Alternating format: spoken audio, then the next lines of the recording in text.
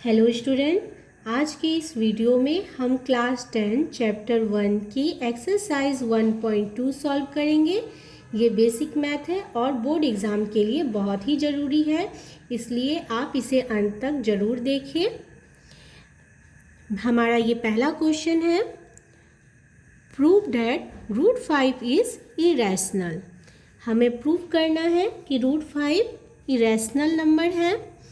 तो first let root 5 be rational। हमने मान लिया कि रूट 5 जो है वो क्या है, रैशनल नंबर है। तो जब रैशनल नंबर है तो इसे हम a बाय b के रूप में लिख सकते हैं ना, root 5 equal to a by b, जहाँ a and b are co-prime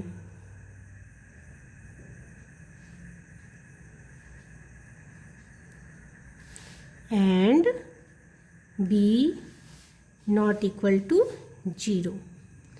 हम जानते हैं rational number a by b के रूप में लिख सकते हैं और रैशनल नंबर जो होता है b equal not equal to 0 होता है, b का मान 0 नहीं हो सकता है ना। को प्राइम नंबर क्या होता है, फर्स्ट हमें जानना है कि को प्राइम नंबर क्या होता है। तो को प्राइम नंबर जानने के लिए, को प्राइम नंबर ऐसा नंबर होता है जैसे 3, 5, 5, 7 है ना। ये जो को प्राइम नंबर है इसका जो एचसीएफ होगा हमेशा 1 होगा, तो इसका एचसीएफ हमेशा 1 होगा। तो इस तरह हम जान सकते हैं कि इसका जो कॉमन फैक्टर हमेशा 1 होता है। क्या 3 और 9 को प्राइम नंबर में आते हैं? नहीं। क्यों नहीं आते हैं? क्योंकि एचसीएफ जो होता है इसका 3 होता है, इसका कॉमन फैक्टर 1 नहीं होता है, इसका कॉमन फैक्टर 3 होता है, इसलिए ये को प्राइम नंबर में नहीं आते हैं।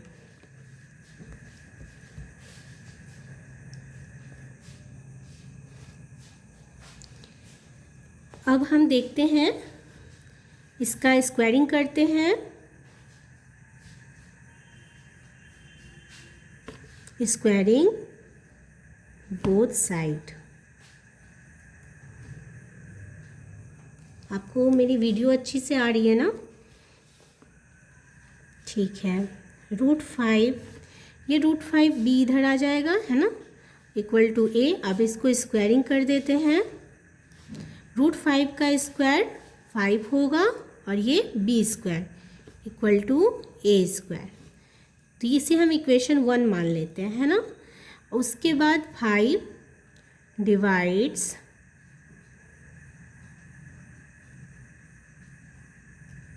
ए स्क्वायर। 5 जो है ए स्क्वायर को डिवाइड करेगा, क्योंकि हम जानते हैं, हम क्या जानते हैं कि 5 मानते हैं 5 के साथ कोई भी कॉन्सोनेंट रहता है। अगर इक्वल टू 10 मान के जल्दी कर लेते हैं तो ये, अगर ये इससे इन मल्टीप्लिकेशन करेंगे तो ये जो है इससे डिवाइड होगा है ना।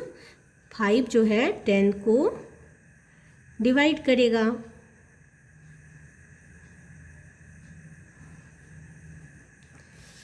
तो इस तरह हम जानते हैं कि 5 डिवाइडेड ए स्क्वायर, जब 5 ए स्क्वायर को डिवाइड करेगा तो 5 also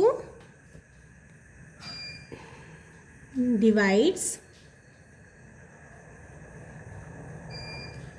a।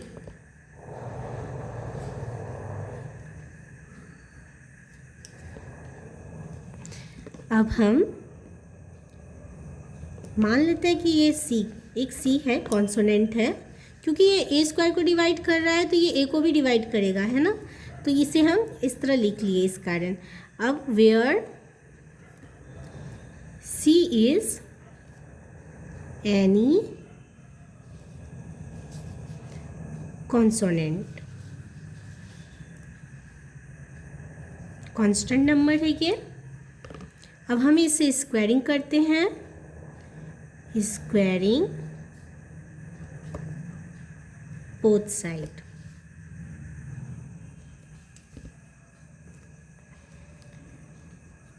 अब हम इसे स्क्वायर करते हैं। 5c का स्क्वायर हो जाएगा whole square to a square हो जाएगा। 5 का स्क्वायर हमेशा 25, c square equal to a square. हम जानते हैं कि a स्क्वायर का मान कितना दिया हुआ है 5b स्क्वायर है ना इक्वेशन 1 में। तो हम इसे यहाँ पे इसके a के जगह पे लिख सकते हैं 5b स्क्वायर। ठीक है, अब 5 इधर आ जाता है, डिवाइड हो जाएगा ये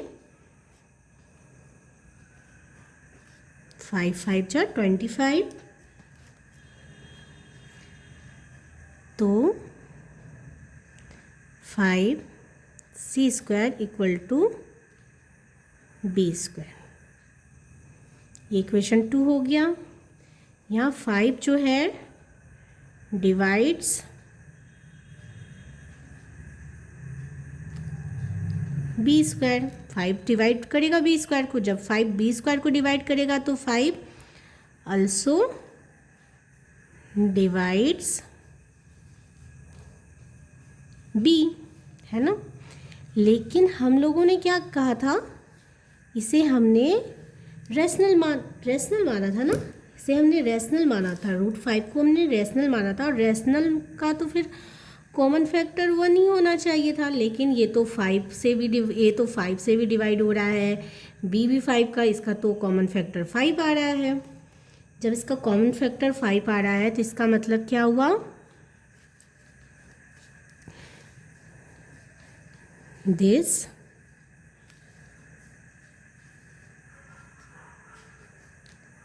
this contradicts the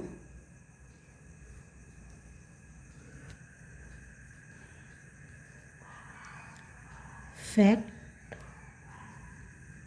that a and b are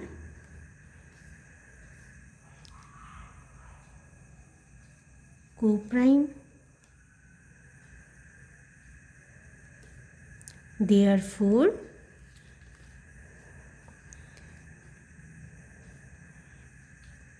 our assumption was wrong, है ना। हमने जो माना था वो रॉन्ग हो गया ना, हमने √5 को रैशनल मान लिया था, जो कि नहीं है। तो इसलिए √5 इज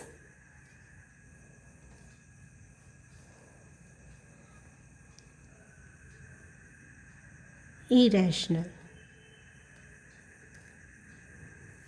इस तरह हमने प्रूव कर दिया, प्रूव्ड।